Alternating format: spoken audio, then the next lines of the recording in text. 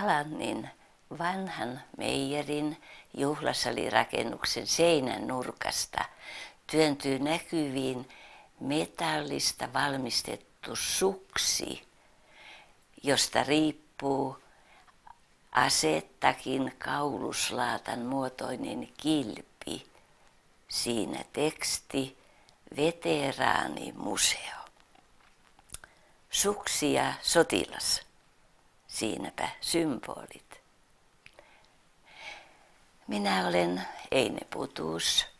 Kuljen kanssanne tämän museokierroksen. Miten tähän on tultu?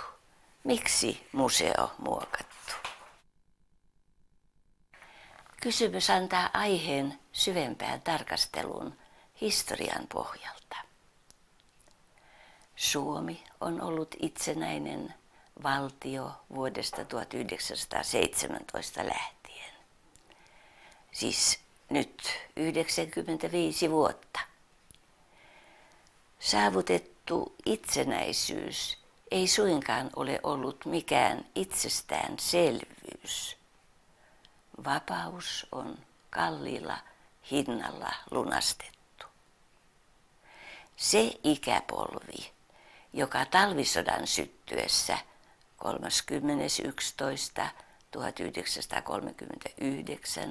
sai kutsun maanpuolustukseen, taisteli kunniakkaasti 105 päivää, estäen vihollisen pääsyn sen tavoitteeseen koko maan valtaukseen.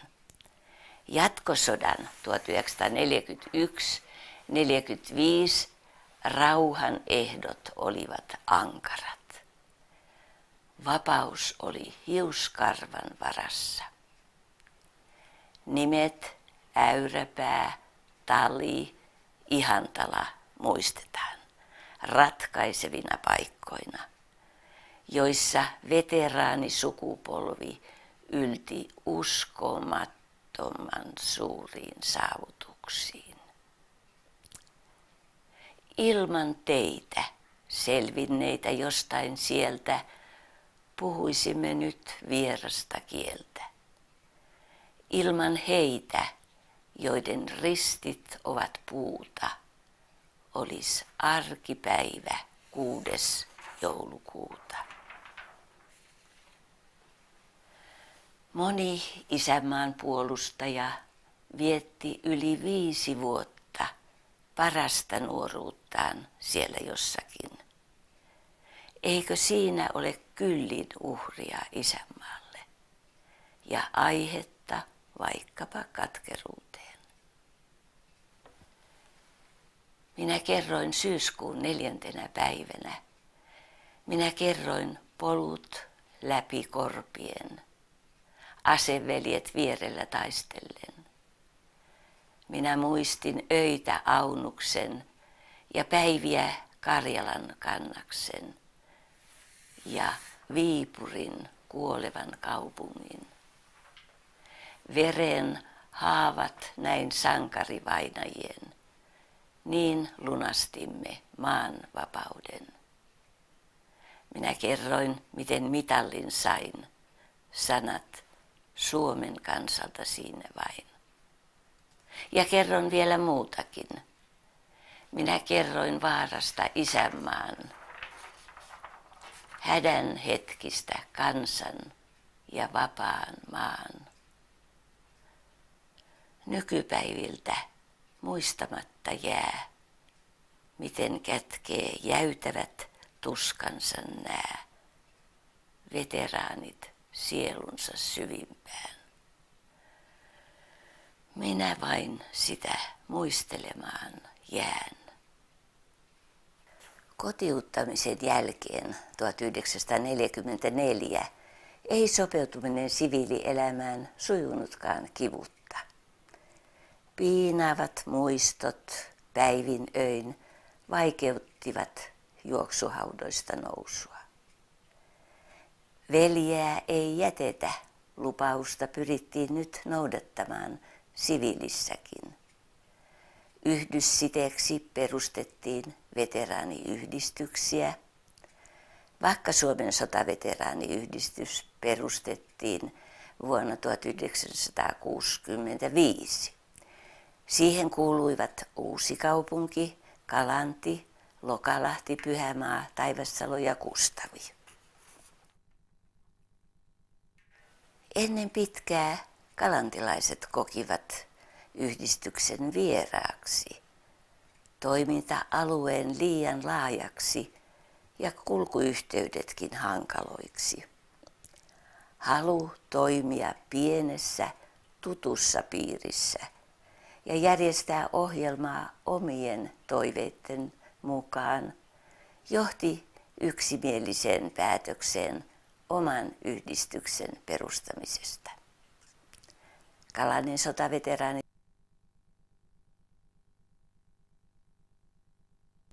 1994. Kalantilaiset ovat vakaita, perinteitä kunnioittavia, syvästi isänmaallisia ihmisiä. Muisto- ja juhlatilaisuuksia on täällä aina vietetty. Niistä on muodostunut perinteitä.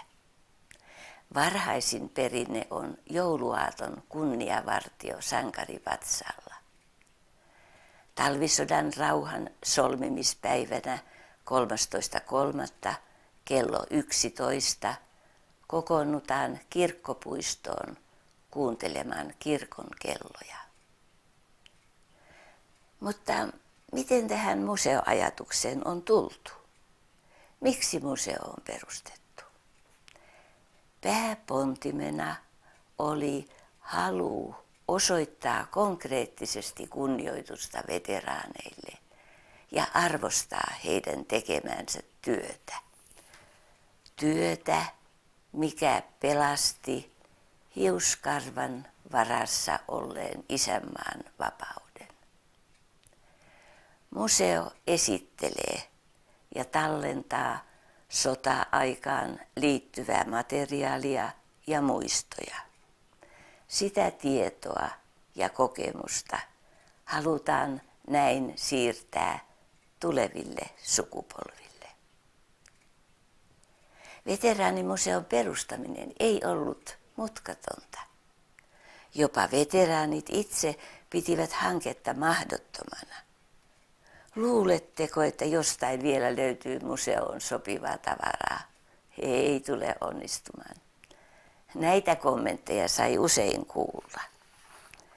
Mutta innokkaat museoasianajajat Elsa Harikkala ja Eine Putus eivät luovuttaneet. Onnekseen he saivat melko pian veteraanien puheenjohtajan Veikko Hietalan puolelleen. Sen jälkeen alkoivatkin asiat luistaa. Trion yhteistyö toimi loistavasti. Nyt puuttui vielä huonetilaa. Sekin ratkesi kuin taivaan lahjana.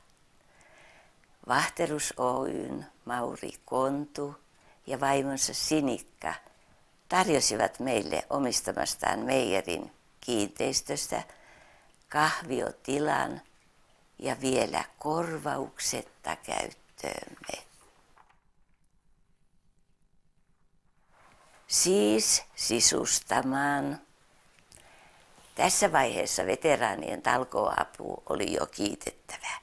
Esimerkiksi Reino Isoheiko valmisti vitriinikaapin ja Kaino Kataja, Allan Harikkala ja Juha Stoll nikkaroivat hyllyjä ja helloja sekä tapiseerasivat seinät. Tämä paikka on mitä sopivin tällaisen museon sijoituskohteeksi. Täällä ovat aikoinaan toimineet sekä suojeluskunta että Lottasväärtjärjestö. Siitä todisteena on juhlasalin seinällä sotilaspoikien perinnekilta ry:n tuoma laatta, jossa on teksti: tässä talossa toimi Kalanin suojeluskunta ja Lottasvärt paikallisosasto 1944.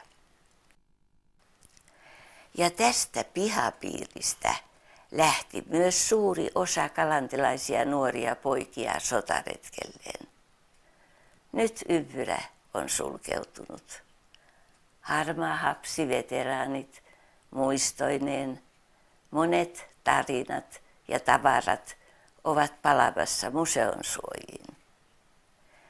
Museon esineet on merkattu, digitaalisesti luetteloitu ja liitetty Turun maakuntamuseon tietokantaan. Esitteet on kirjoitettu suomeksi, saksaksi ja englanniksi. Museoajatusta kypsyteltiin vuosia. Lehtikirjoituksen kehotettiin ihmisiä penkomaan vintit ja varastot löytöjen toivossa. Kalantilaiset ottivat haasteen vastaan. Tavaroita tuotiin joka puolelta pitäjää.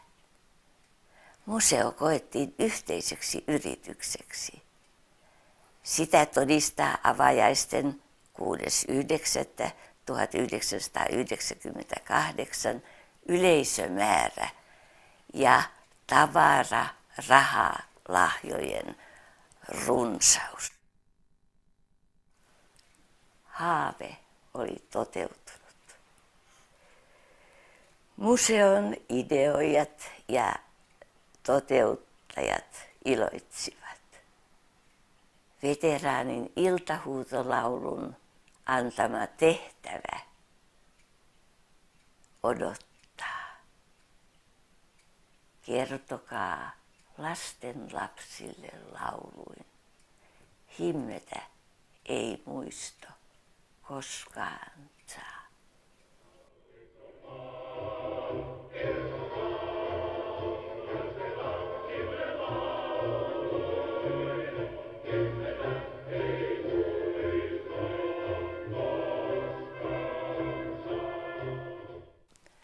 Nyt olemme täällä veteraanimuseossa sisällä.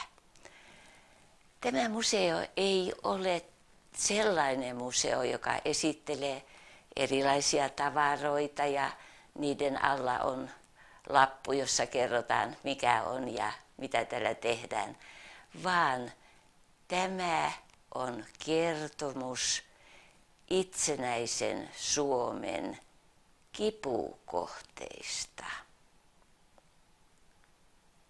Suomihan on ollut itsenäinen vasta vuodesta 1917. Siis 95 vuotta on tullut täyteen. Ja ennen itsenäistymistään maamme oli yli 100 vuotta Venäjän kaksipäisen Kotkan vallan alaisuudessa. Ja sitä ennen yli 600 vuotta Ruotsin vallan alla. Kaikki se kulttuuriperintö, mikä meillä on ja joka siirtyi meidän mukanamme, kun Venäjän valtaan jouduttiin, on siis lähtöisin Ruotsista.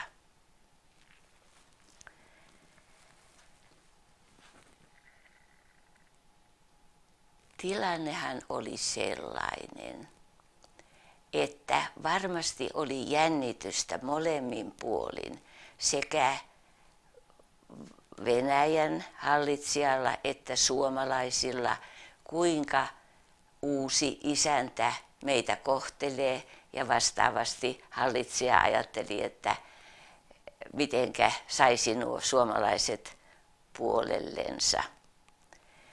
Ja eräs merkittävä teko, joka merkitsi suomalaisille äärettömän paljon, oli Aleksanteri ensimmäisen, joka silloin oli Venäjän hallitsija, hänen suoma autonominen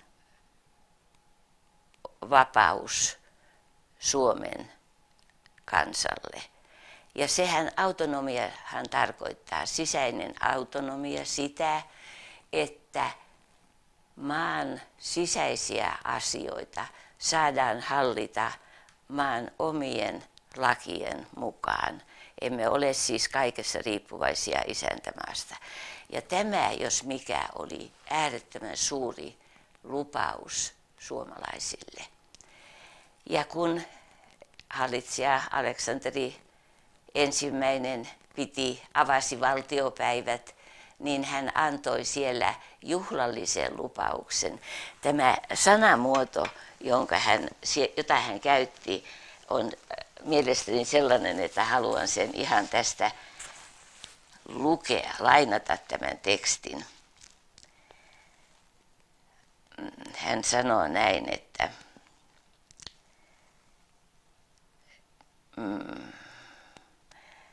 teidän maanne vanhat asetukset ja privilegionnit pitää pyhästi voimassa pidettävän.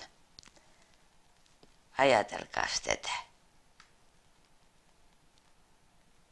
Ja hän lupasi pyhästi kunnioittaa maan perustuslakeja, vapaata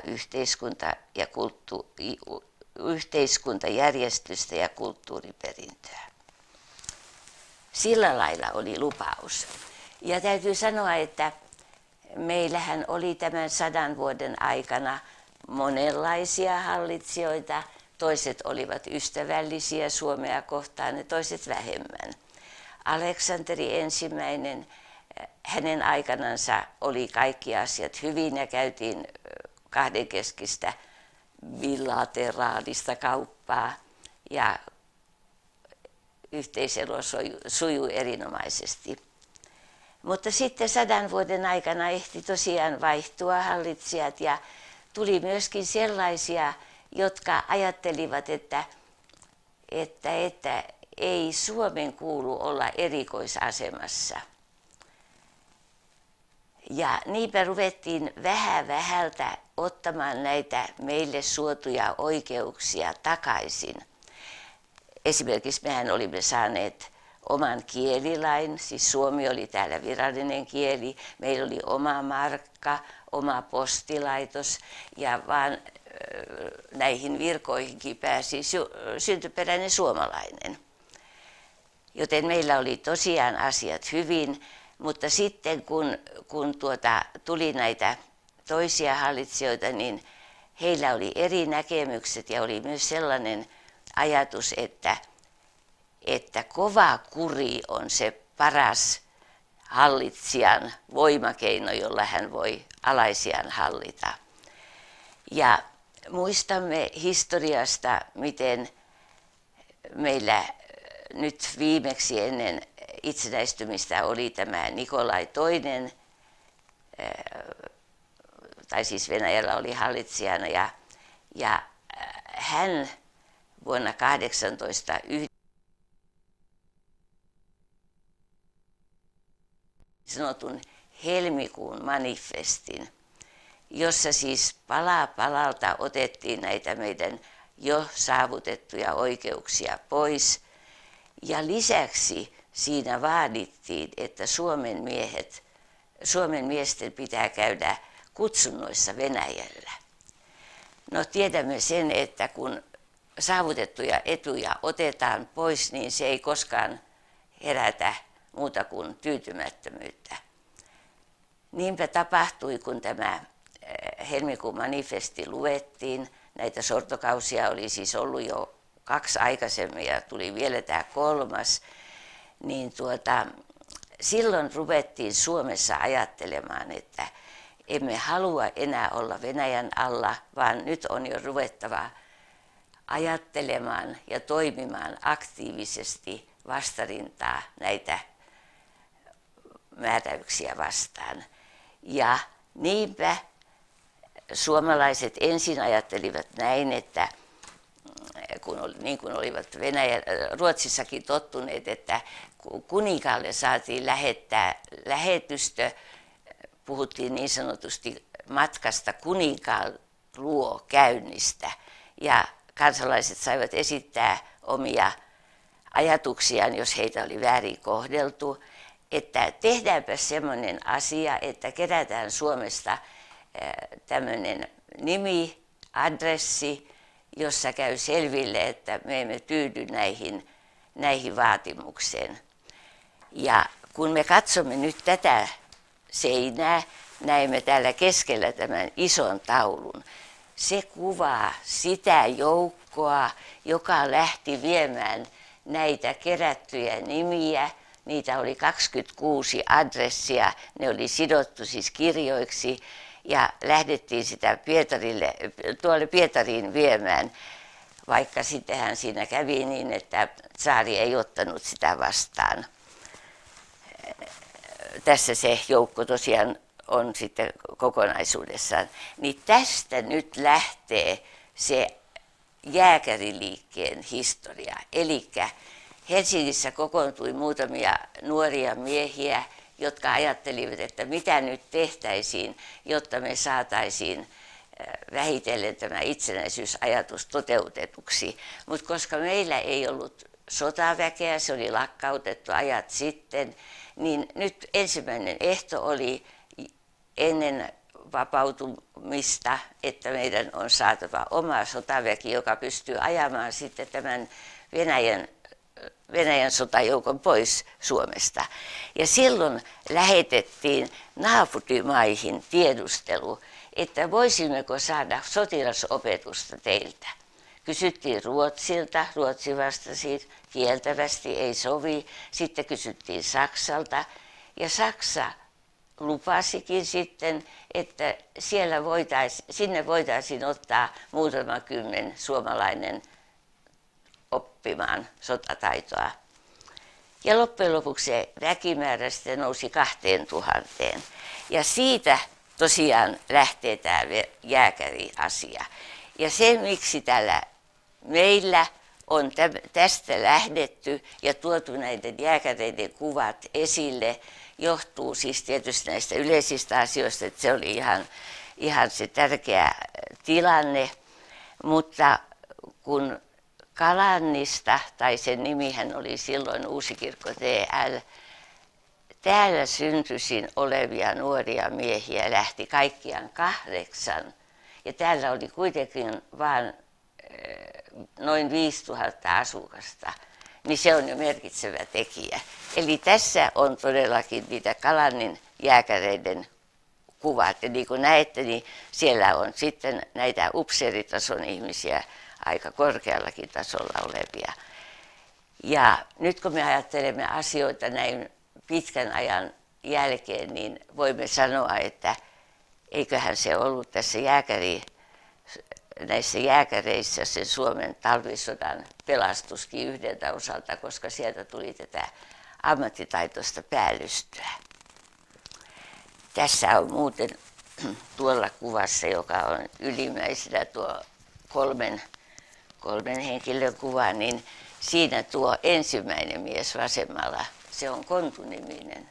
Eli tällä talolla on siis suhteita. Nykyisin tämän omistaa Kontu ja se ulottuu näihin isänmaallisiin asioihin. No niin, siis siitä lähdetään liikkeelle ja sitten jatkuu kronologisesti tänne päin.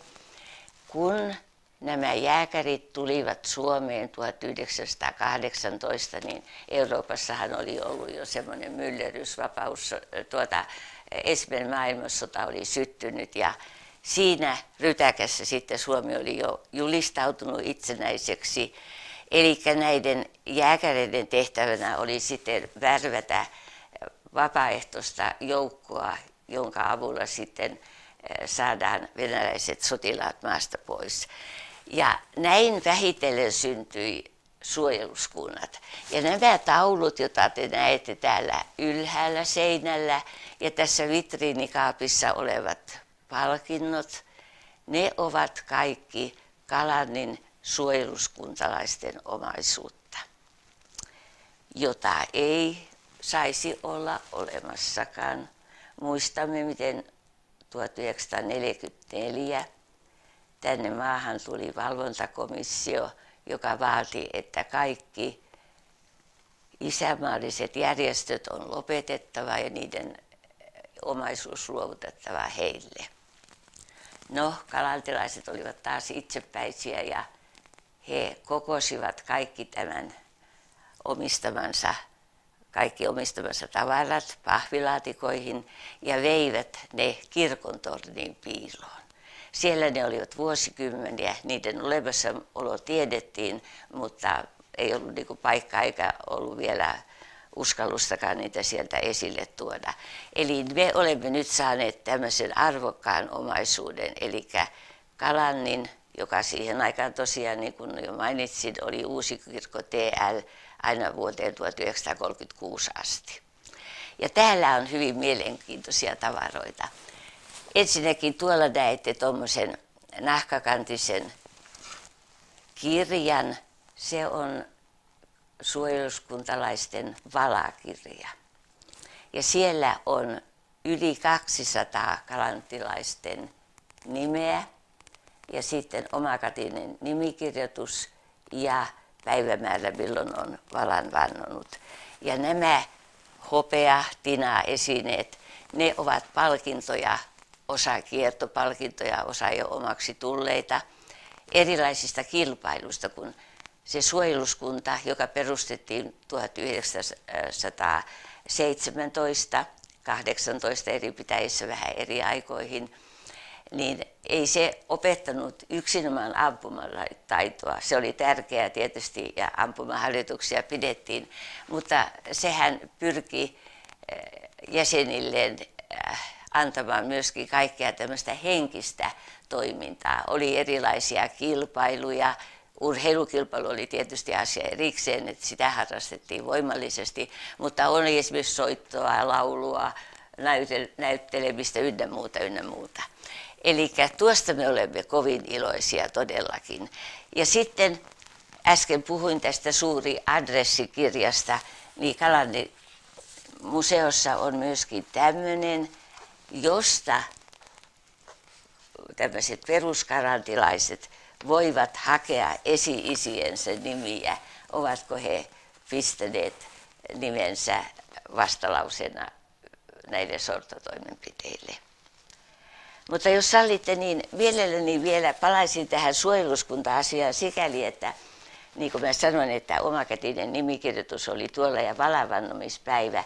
Ja nyt on löytynyt tämmöinen teksti, jossa kerrotaan, minkälainen se oli se vala, jonka he, nuoret miehet, vannoivat. Ja se oli seuraavanlainen. Minä, NN, lupaan ja vakuutan kaiken sen kautta, mikä minulle on pyhää ja kallista, että suojeluskunnan varsinaisena jäsenenä rauhan ja sodan aikana rehellisesti toimin isänmaan ja sen laillisen yhteiskuntajärjestyksen puolustukseksi. Alistun sotilaalliseen järjestykseen ja kuriin sekä täytän minulle kuuluvat velvollisuudet ja tehtävät. Palaamme vielä tähän vitriinikaapin sisältöön. Täällä meillä on todella kallisarvoisia aarteita, muun muassa muutamia sotilaspasseja, ihan aitoja. Ja sitten, mitä täältä löytyy, niin on tuntolevyt. Ja vieläpä ihan aidolla kultaketjullakin, eli tuollaisella mustalla narulla. Tai jo mustuneella, tummuneella. Ja edelleen täältä löytyy monenlaisia merkkejä, on suoritusmerkkejä erilaisista kilpailuista.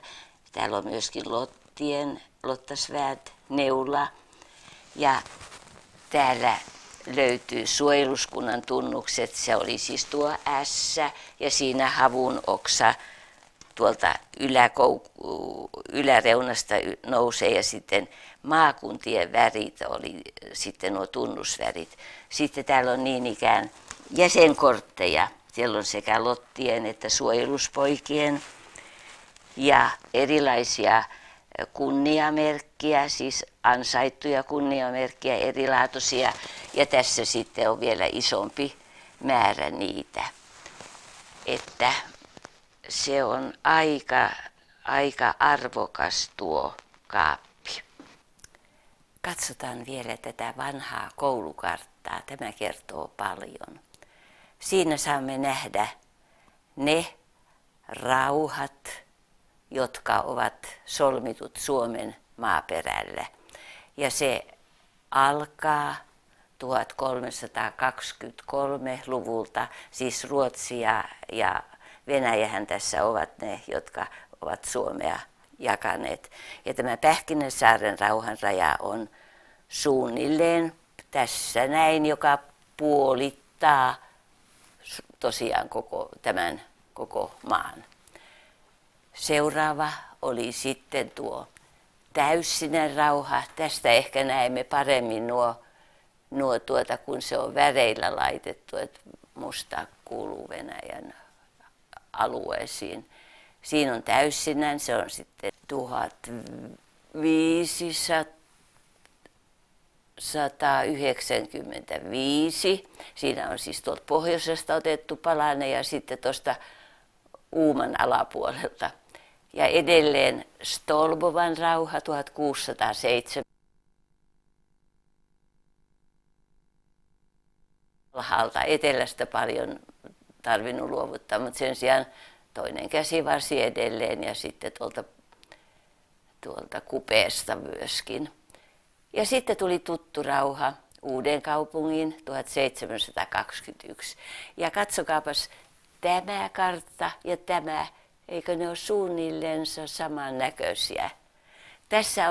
Tässä Moskovan ja Pariisin rauhassa on pikkusen isompi tämä alue, kun tuolla on kapeampi, mutta sen sijaan niin, ja tämä menee ehkä vähän kauemmas tänne, mutta suurin piirtein kuitenkin se noudattaa niitä rajoja.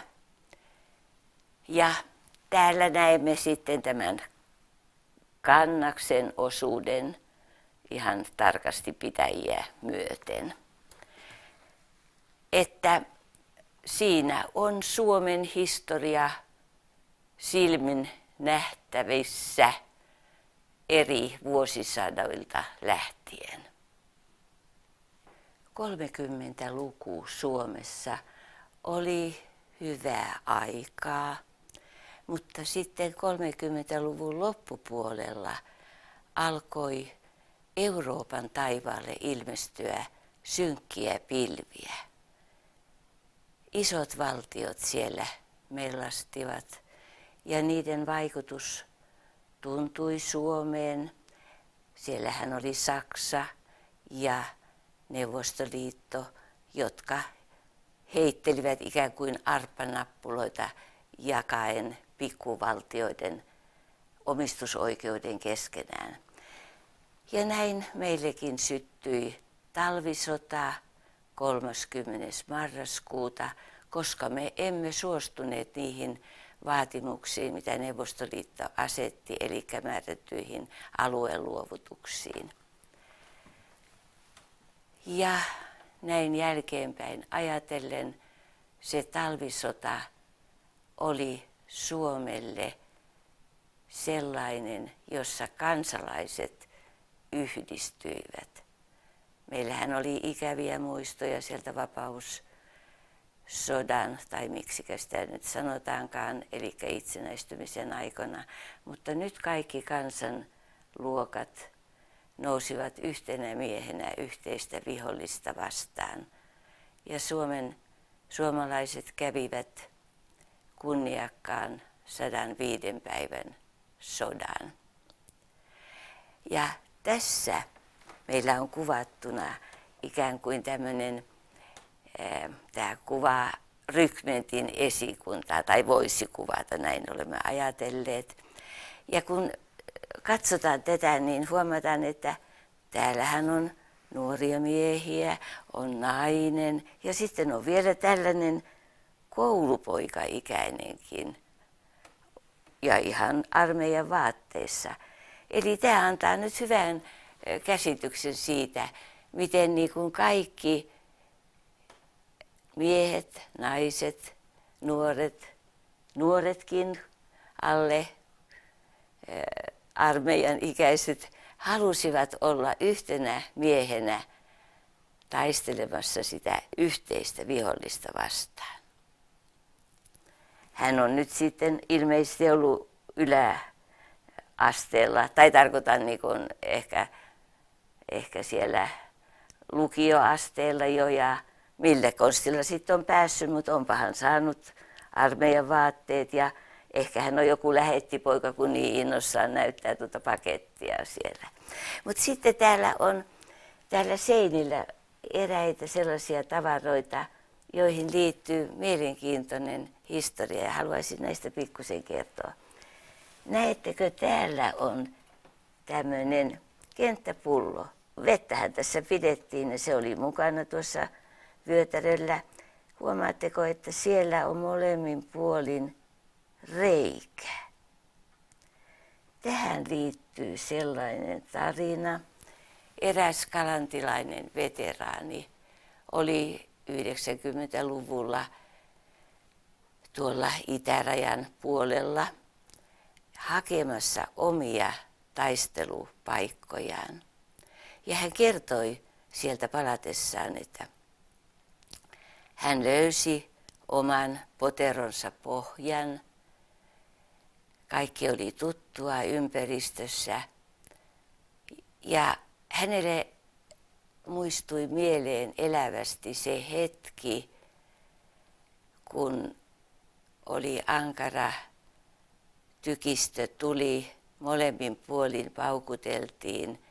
Vihollinen oli vain muutaman 10 metrin päässä ja hän koki yhtäkkiä, tai koki töytäisyn lonkassaan.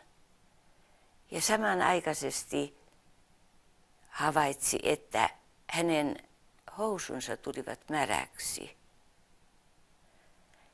Ja ehti jo siinä hetkessä ajatella, että nytkö se sattui. Mutta sitten kun hän työnsi kätensä housun lahkeeseen, niin se ei tullutkaan veriseksi, vaan se oli vesi, joka oli housut kastellut. Elikkä tämä pullo oli vastaanottanut sen sirpaleen, tehnyt siihen reijän, mutta hänen lonkkansa oli säilynyt. Ja kun hän kerran tämmöisen pullon sieltä löysi, jonka hän omisti itselle, tai tunsi jo, ainakin ajatteli, että tuo on se sama pullo, niin hänpä otti sen mukaansa ja toi Suomeen ja lahjoitti sen sitten tänne museoon. No sitten siellä on selkäreppu. Eräs veteraani on kantanut sitä reppua selässään yli 5 vuotta. Joten me puolestamme voisimme ajatella, että mitähän se reppu osaisikaan kertoa.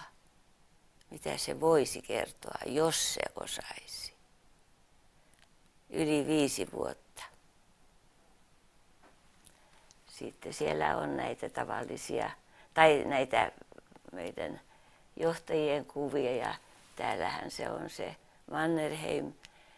Ja oikeastaan hän voikin tuolta seinältä luottavaisin mielin katsella eteenpäin, kun vastakkaisella seinällä on taulu, jossa sotilas seisoo kivääri kädessä ja alla on teksti "Ollos huoleton, poikas valveil on".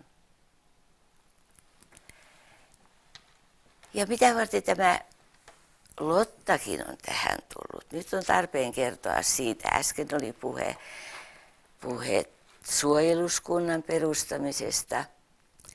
Sehän on havaittu tosiasia, että mikään miehinen järjestö ei tule toimeen ilman rinnallaan kulkevaa naisjärjestöä. Näinhän siinä kävi sitten suojeluskuntapoikienkin kohdalla, että kohta sitten perustettiin Lotta Svärd-yhdistys ja heistähän tuli sitten voi melkein sanoa sotilaille oikea käsi. Tämä Lotta Svärd-nimi, se juontaa jo niin kaukaisilta ajoilta kuin Suomen sodan ajoilta. Silloin oli tämä meidän kansallisrunoilija Runeberg kirjoittanut Vänrikki Ståhlin tarinat. Ja siellä kerrotaan tämmöisestä sotamiehestä kuin Svärd nimeltään. Ja erässä säkeessä sanotaan, että mis pyssyt paukkui ja luodit lens, ei kaukana Lottakaan. Siis tämä sotamies Svärd, hän otti Lottansa mukaan sinne rintamalle.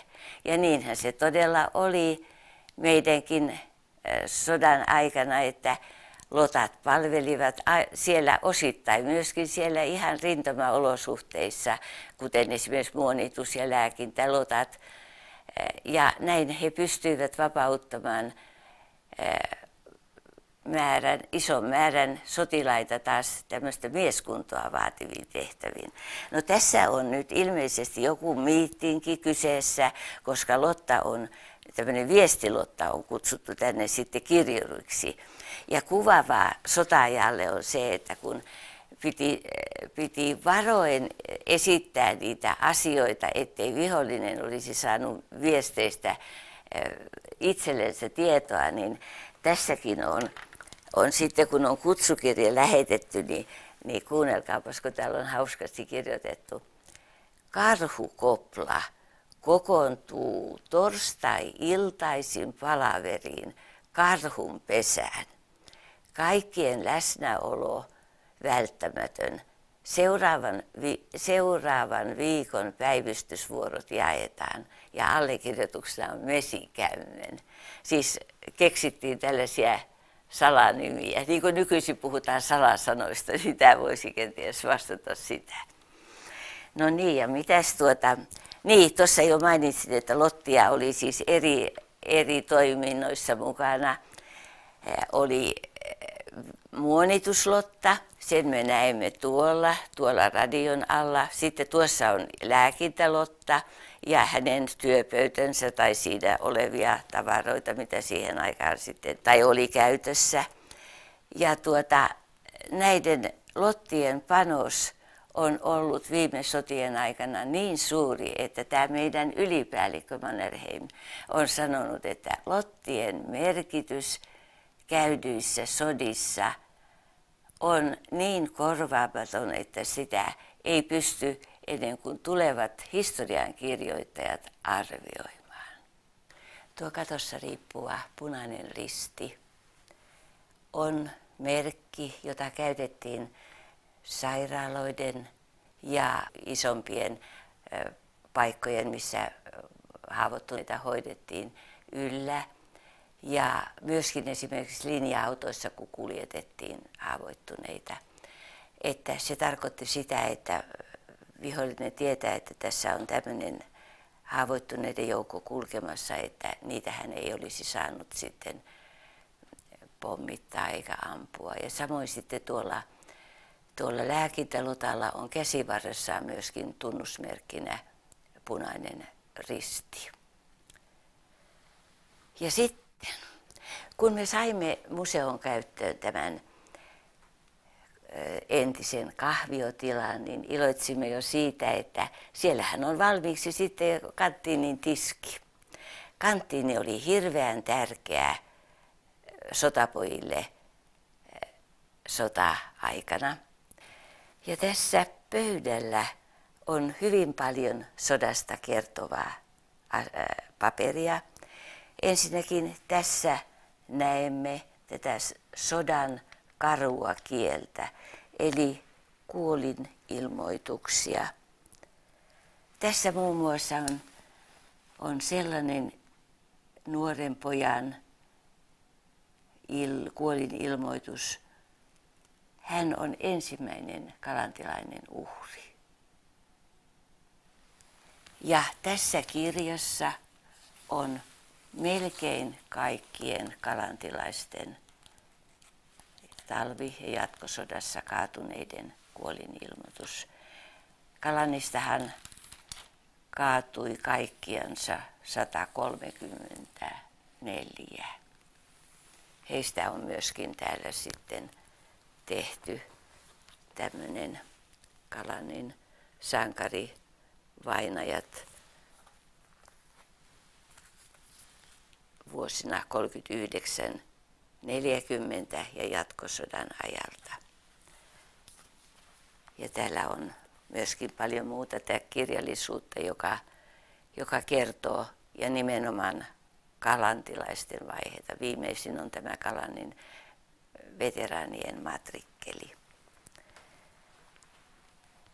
Ja tässä näemme valkoisella pohjalla paljon kuvia. Nämä ovat kaikki autenttisia. Tämä mies oli vapaaehtoisena sodassa, hän harrasti valokuvausta. Hän otti silloin näitä kuvia ja nyt myöhemmin on antanut ne museon käyttöön ja laittanut niihin tämän valkoisen kehyksen. Ja täällä lasin alla on nykyihmiselle täysin vierasta katsottavaa. Sota-aikanahan oli käytössä kenttäposti ja siihen kuuluvat erilliset kenttäpostimerkit tai sitten lyötiin se leima, jossa luki kenttäpostia. Ja sellaisia kuoria on myöskin vielä tallella, jossa on sitten sellainen erikoisleima, jossa lukee sensuroitu, koska rintamaltahan ei saanut lähettää mitään esimerkiksi paikan nimitietoja, vaan piti jollakin lailla vaan sitten ilmaista se paikka, missä oli, mutta ei oikealla nimellä. Ja täällä on sitten näitä kortteja, mitä on kirjoitettu kotirintamalle ja mitä on vastaavasti sieltä jostakin lähetetty. Sieltä jostakin lähetetty kotirintamalle ja kotirintamalta sinne jonnekin. Ja on lomatodistuksia ja kaiken, kun näitä lukee täältä. Ja sitten jos katsotte hiukan tätä seinää, se liittyy kuitenkin sota-aikaan, että silloin elettiin samalla tavalla kuin rauhan aikanakin, eli rakastuttiin, mentiin kihloihin, mentiin naimisiin, saatiin lapsia. Ja tässä kuvataan autokomppanian päällikön ja hänen morsiamensa häistä. Tässä on koko hänen komppaniansa miehistön nimikirjoitukset. Tässä on päällystötoverien, upseeritoverien nimikirjoitus. Täällä on valokuvat heidän häistänsä. Tämä vihkiminen tapahtui tuolla itärajan toisella puolella Aunuksessa. Ja kerrotaan sitten tekstinä vielä tarkkaan, että minkälaiset ne hääjuhlat olivat. Mutta että täällä oli hiljattain käymässä semmoisen autopataljoonan killan ihmisiä ja ne oli hyvin kiinnostuneita katsomaan tätä, että katoppas vai, että onpa sillä ollut iso perhe, sillä isot noin paljon alamaisia. Ja tässä sitten nähdään, että mitä he saivat, tämä nuori pari, häälahjaksi. Ne pojat oli sitten tehneet tuommoisen oluttynnyri ja tuopit. Ja sitten he olivat saaneet jotain muutakin, mutta musta tämä on niin jotenkin, se puhuu semmoista inhimillistä kieltä, että eihän se sota-aika nyt ollutkaan mikään ihmeellisempi, että samat kuviot kuitenkin, vaikka niissä erikoisissa puitteissa. Sota-ajan vihkipuku oli hyvin yksinkertainen, eli Morsiamella useimmiten oli lottapuku, pestiin vaan kaulusia ihan suut hohtava valkoisiksi ja sulhasella oli asepuku. Ja sitä kannettiin kunnialla ja se oli sen aikakauden kertomus ja kuvasti. Eihän pula-aikana tietysti ollut helppo saadakaan mitään siviilivaatteita, mutta arvostettiin tätä vaatetta. Tämä museon osio, jossa nyt olemme, on niin sanottu kanttiini. Ja täällä emännöivät lotat. Niin kuin tiedämme, lottiahan sota-aikana oli hyvin monissa eri tehtävissä. Oli muonituslotta, lääkintälotta, viestilotta, varusteiden huoltolotta. Oikeastaan he hoitivat kaikenlaisia töitä. No, nyt keskitymme tähän kanttiinipuoleen. Ja tämähän oli oikeastaan sotapojille semmoinen ainoa keidas, missä ne voivat hetken levähtää. Ja lotat hankkivat tänne kanttiinin hyllylle jotain pientä tavaraa, mitä voivat sitten välittää sotilaille. Kahviahan ei siihen aikaan ollutkaan, mutta oli jotakin korvikkeen vastiketta ja jonkinlaista mehua myöskin. Ja ei ollut niitä hienoja munkkeja, niin kuin tänä päivänä kanttiinissa myydään. Mutta sitten siellä oli myöskin sellaisia tarveesineitä. Oli kirjekuoria ja papereita, postikorttia, tupakkaa, tärkeä juttu, partakone, oli ihan oikein tämmöinen partakone ja sitten oli partaveitsi. Muistatteko vielä, minkälainen on partaveitsi? Tämmöinen hieno. Tällä sai sitten kuulemma paljon parempaa jälkeä kuin nykyisillä partakoneilla. Ja sitten täältä löytyy myöskin suksirasvaa, sehän oli hyvin tärkeä väline. Ja kesäaikaa huomioon ottaen oli noita polkupyörän kumin paikkalappuja. Semmoista siellä ja sitten voisimme vielä katsoa täältä, kun täällä on myöskin sellaisia tavaroita, jotka liittyvät kiinteästi Kalantiin. Ja haluaisinkin vähän kertoa noista mukeista, joita te näette täällä. Tässä ensinnäkin on näitä lottakuppeja. Ennen sotiahan oli melkein jokaisessa pitäjässä niin tämmöiset kuin lottakanttiinit ja siellä oli sitten nämä kupit käytössä. Siinä oli tuo lottamerkki ja pitäjä, jonka kuppeja ne olivat. Mutta katsotaanpas. Kerran eräänä aamuna niin eräs rouva tuolta sivukulmalta Lahden, tai ei nyt voi sanoa sivukulmalta, mutta Lahden koulupiiristä, niin soitti ja sanoi, että hän on löytänyt täältä jotain sellaista tavaraa, jota hän haluaisi tulla näyttämään, että olisikohan se museo kelpoista. Ja ne olivat nuo pahvilaatikot. Oli tämmöinen pahvilaatikko ja sitten oli toinen laatikko. Ja nämä herättivät hänen mielenkiintoansa, mutta ne eivät sanoneet hänelle mitään, että mitä ne sisältävät. Ja sieltä löytyi tuommoinen ruman näköinen harmaa peltirasia ja sitten löytyi tämmöistä. Ja kun näitä sitten näytettiin veteraaneille, niin heillä oli heti valmiina vastaus, että no sehän on kaukopartiomiesten annos, tämmöinen hätäapuannos, minkä ne ottivat sitten mukaansa.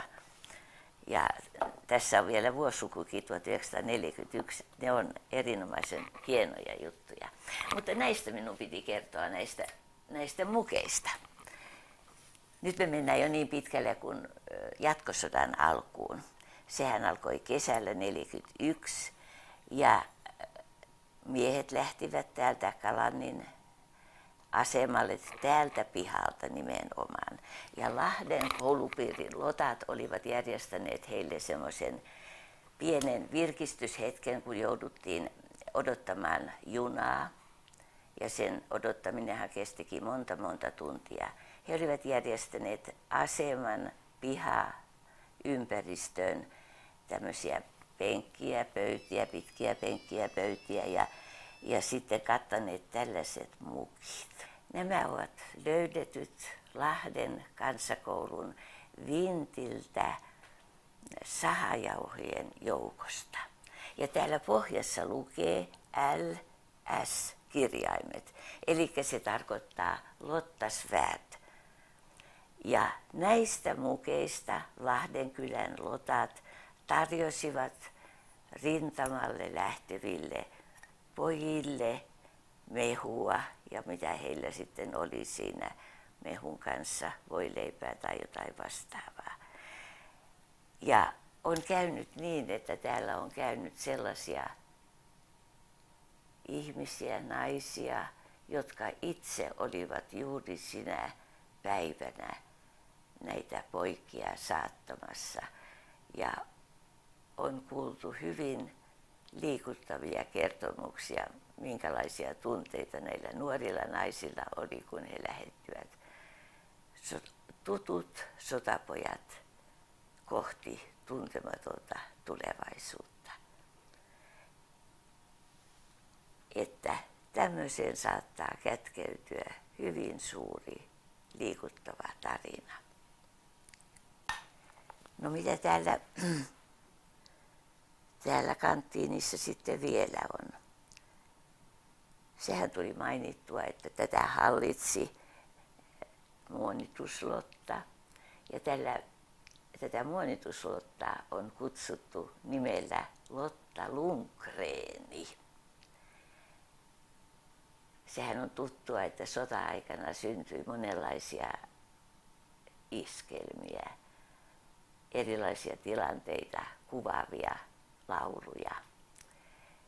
Sellainen mies kuin Erkki Tiesmaa on kirjoittanut laulun sanat Eldankajärven jää. Ja siinä hän kertoo tämän Lotta Lundgrenin asian.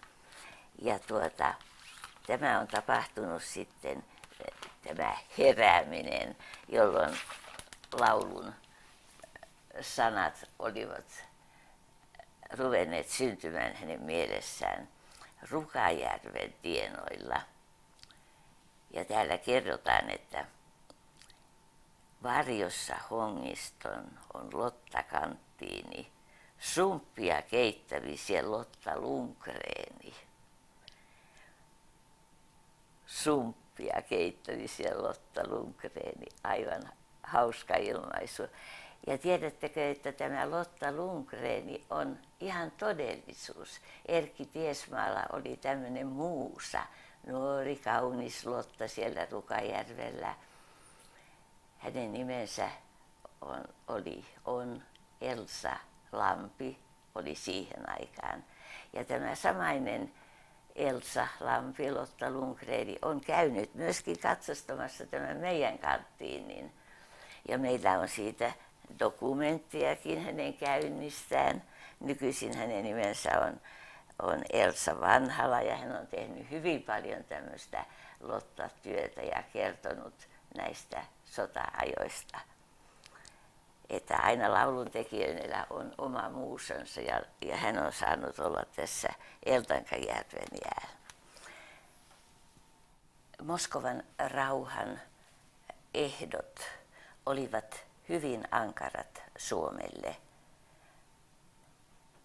Suomi joutui luovuttavan Neuvostoliitolle 3 kaupunkia, Viipuri, Sortavala, Käkisalmi, 2 kauppalaa, Koivisto, Lahdenpohja. Ja kokonaan luovutettuja kuntia oli Adria, Harlu, Heinola Heinijoki, Hiitola, Impilahti, Jaakkima, Johannes, Kandeljärvi, Kaukola, Kirvu, Kivennapa, Koiviston maalaiskunta, Kuolemajärvi, Kurkijoki, Käkisalmen maalaiskunta, Lavansaari, Lumivaara, Metsäpirtti, Muolaa, Pyhäjärvi, VPL, Rautu, Ruskeala, Räisälä, Sakkola, Salmi, Seiskari, Soanlahti, Sortavala maalaiskunta, Suistamo, Suojärvi, Suursaari, Terijoki, Tytärsaari, Uusikirkko, Valkjärvi, Viipurin maalaiskunta, Vuoksela, Vuoksenranta, Äyräpää. Ja osittain luovutettuja kuntia, joiden Suomen puolella jäi osa, olivat seuraavat: Jääski, Korpiselkä, Pälkijärvi, Säkkijärvi, Vahviala. Alueita on luovuttaneet itsenäisinä Suomen puolella jatkaneet kunnat: Ilomantsi, Joutseno, Kiteet, Lappee, Nuijamaa, Parikkala, Rautijärvi, Ruokolahti, Saari, Simpeli, Tohmajärvi, Uukuniemi, Vehkalahti, Virolahti, Wärtsilä, Ylämaa. Luovutetun Karjalan alue oli noin 10% koko Suomen pinta-alasta. 10%. Ja evakkoina kotinsa jätti 407 000 karjalaista, noin 11% koko Suomen asukasluvusta. Ymmärrämme sen, että yli 400 000 asukkaan majoitus Suomen, Varsinais-Suomeen, Tynkä-Suomeen oli todella suuri koettelemus. Ja silloin oli haettava kaikki mahdolliset torpat, tuvat, töllit, mitkä suinkin kelpasivat asun sijoiksi. Ja onneksi Suomella oli kuitenkin selvä suunnitelma, että kaikki evakot, tämä nyt tarkoittaa sitten tämä evakkous, niin sen toisen sodan jälkeen siirtyneitä evakkoja, ei talvisodan jälkeen oli vain lyhytaikainen se sijoitus, koska sitten vallattiin alueet takaisin ja aika suuri osa karjalaisista muutti entisille kotikonnulle, mutta siis tämä lopullinen sijoitus, se oli näin suuri. Ja me olemme tänne museoon lavastaneet yhden huoneen, joka kuvaa tämmöistä evakkoiden kotia, tilapäiskotia. Voisimme vilkaista ihan sinne sisälle, mitä kaikkea siihen pieneen tilaan on saatu mahtumaan. Tämä pieni huone on todellinen monitoimihuone. Tähän tilaan on saatu sovitettua makuuhuone, pesuhuone, keittiö, ruokahuone. Täällä on tämmöinen nurkka sitten, jossa voi tehdä käsitöitä ja kaikki nämä tarpeelliset kodissa esiintyvät työt. Ja sitten ennen kaikkea, mikä on ollut yksi suuri pelastus. 30-luvulla tehtiin sellainen keksintö kuin heteka. Ja meillä on tässä nyt esimerkki hetekasta. Ja tämä oli aivan verraton makupaikka. Sen kun veti, tuolla oli siis laatikko, täällä, näin, ja sinne sai patjan ja peiton. Ja tämän kun veti auki, ja varsinkin jos pisti esimerkiksi lapset nukkumaan näin päin, niin tuohonhan sopii ihan monta henkilöä. Se oli tosiaan hyvä ja päiväksi sen voi sitten siististi pukea istuinpaikaksi. Tämä on tyypillinen sota-ajan ryijy. Se on kudottu paperinarusta. Tänä päivänäkin kudotaan paljon paperinarusta, mutta tuo on ihan aito. Ja tässä oli tämä pesuhuone, eli siinä on vain iso pesuvati täällä ja Hyyskän virkaa toimittaa tuo potta tuolla penkin alla. Tässä on tuo teline pyyheliinoille. Ja sitten, ootteko ajatelleet, minkä takia sota-aikana on ollut tommosia peiliä, peili, joka kapenee alaspäin. Sillä on tietty tarkoituksensa. Siinä säästettiin sitä peilin lasia, kun ajateltiin, että no ei se alaosa enää ole niin tarpeellista nähdä, niin tehdään tuommoinen. Ja ne on oikein tyypillisiä juuri sota-ajan peiliä. Sitten kun ei käyty mitään kauppaa ulkomaiden kanssa, niin ei saatu myöskään tämmöistä siirtomaatuotteita. Esimerkiksi ennen vanhanhan käytettiin saunassa semmoisia pitkiä vamppuja, mitä sientä se sitten olikin. Niin nykyisin tai sota-aikana se kuvattiin tämmöisellä löylytupolla. Täällä on tämmöistä jännää paperista, mistä tämä on, tämmöistä kiemuraa, lastua. Ja tämä oli hyvin karkea, muistutti aika paljon ihan kunnollista saunaharjaa. Erittäin hyvä vekoisin tuo saunaan kainalon mukaan otettaviksi. Henkilöt, jotka ovat täällä käyneet, niin ovat havainneet täällä paljon sellaisia esineitä ja he sanovatkin, että voi toihan on meidän mummolassa. Tässä on vanha suolasalkkari, se on tuttu monelle ja sitten nämä, näkyykö vielä täältä päin, täällä on palopesupulveria, on mäntysuopasaippua ja tuommoisia paperkasseja, pyykkilauta, siis tuommoinen oikein kunnon pyykkilauta. Ja tiedättekö muuten, mitä tässä on? Tämmöinen pieni kaunis rasia. Tämä on monelle nuorelle täysin vieras. Tämä sisältää 100 kappaletta sakariditabletteja, kun ei ollut sokeria, kun määrätty annos, jonka kuukaudessa sai, niin tämä oli korvike makeuttaja. Ja siitä edelleen on kehitetty tämmöinen pieni rasia. Ja kun kysyy, tiedättekö te, mitä tällä on virkaa, niin harva tietää, mutta joillakin on muistikuvia vanhemmilla. Kun lähdettiin kylään, niin otettiin omat sokerit mukaan ja näin ollen niin tämä mahtui pieneen tilan taskuun ja eikä rasitettu kylään varastoja. Ne on sellaisia tyypillisiä sota-ajan tavaroita. Sitten täällä näkyy mallia, paperikengät, puupohjat. Kyllä ne on aika raskaat ja no, kai ne sitten jotain virkaa toimitti, kun ei parempaa ollut. Täällä on kahvipöytä katettu, mutta ei ole mitään tarjottavaa. Korkeintaan siinä voisi olla näkkileipää, eipä sitä pullasiivuja juuri ollut. Täällä on nähtävillä hieno emännän käsilaukku. Ja tämäkin on paperikankaasta tehty. Kyllä sinne olisi rahaakin paljon mahtunut, mutta eipä sitä rahaa ollut paljon käytettävissä. Täällä edelleen on tärkeä työkalu, rukki ja pellava tuppu siinä. Siitä kehrättiin pellavalankaa, jota nähdään vyyhti tuolla seinällä. Ja siitä edelleen sitten kudottiin pöytäliinat ja pyyheliinat ja lakanat. Ja täällä on pussi, jossa lukee sillaa. Tätä käytettiin hyvin paljon jatkeena, pellavan jatkeena, villalankojen jatkeena ja se täytti paikkansa ihan mainiosti. Tehtiin myöskin ihan puhtaita sillalakanoita.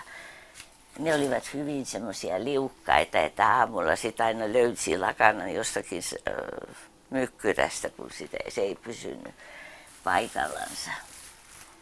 Sitten oli usein museossa kävijöille arvaukset. Sanokaapas, tiedättekö te, mitä tässä pussissa on? Katsotaan hyvin tarkkaan sitä ja joku keksi, että ei suinkaan se vaan ole kuivattua kessua ja kessuahan se on. tupakkahan oli hirveän tärkeää ja kun ei kerran sitä saatu, niin sitten viljeltiin itse siellä navetan takana, kasvoi semmoisia korkeita tupakkakasvia ja tupakkatuska tuli sillä tavalla sitten tyydytettyä. Täällä seinällä on mankeli. Tuntuu ihmeelliseltä, että mankeli on seinällä, mutta tuo toimitti mankelin virkaa, eli nuo on kaulinpuut. Se kaulattava lakana tai pyyhliine käärittiin tuon rullan ympärille ja sitten tällä laudalla niin vedettiin näin ja kyllä siitä tuli sileää jälkeä. Tässä muuten on puhdetöinä tehty pöytälamppu, hienon näköinen. Tyypillinen sota-ajan lelu oli tämä Jukka-lelu. Ja sitten kun katsotaan tätä seinää, mitä täällä on muuta kuin tuo paperinen seinävaate, niin nähdään täällä suojelusenkelitaulu. Se oli melkein joka kodissa. Ja se sota-aika oli niin vakavaa aikaa, että silloin osattiin Suomen kodeissa rukoilla. Ja presidentin rouva Gerda Ryti oikein radiossa piti puheen, jossa hän kehoitti suomalaisia rukoilemaan. Ja rukous varmasti meitä auttoi, koska me saimme säilyttää itsenäisyytemme huolimatta näistä kaikista vaikeista ajoista. Sitä ei meiltä viety. Tämä huone voisi olla vaikka kalantilaisen maatalon sali. Äsken olimme evakoiden pikkukamarissa. Tässä huoneessakin näkyy tietty sota-ajan vaikutus. Seinällä on vanhan perintöryijyn lisäksi sota-aikana kudottu niin sanottu lottaryijy, jossa keskellä on lottaneula kuvattuna. Niin ikään seinällä on Mannerheimin kuva, ylipäällikön päiväkäsky ja tuolla kaikista ylempänä on Eetu Iston kuva, missä Venäjän kaksipäinen kotka yrittää riistää Suomen neidolta lakikirjaa.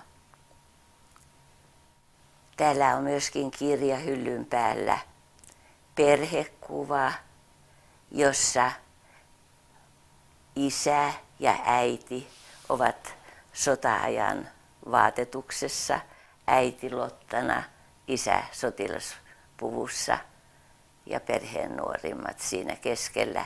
Ilmeisesti isä on tullut lomalle ja on haluttu saada yhteiskuvaa näin sitä aikakautta kuvaavana. Ja täällä kirjahyllyn päällä on niin ikään tyypillinen sota-ajan kuva, vihkikuva, jossa morsian on lottapuvussaan ja sulhanen sotilaspuvussa.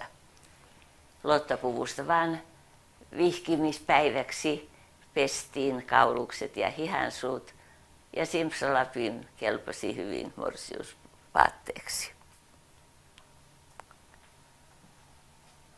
Ja jos vielä katsomme täältä kirjakaapin sisusta, niin näemme täällä erään perheen 3 pojan sotilaspukukuvat. Näistä 2 kaatui.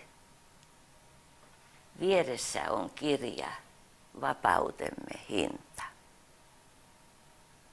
Se puhuu jo puolestaan.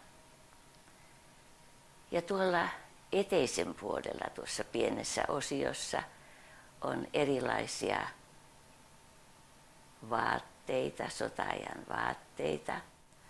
On etualalla lottapuku ja käsivarsinauha vasemmassa hihassa.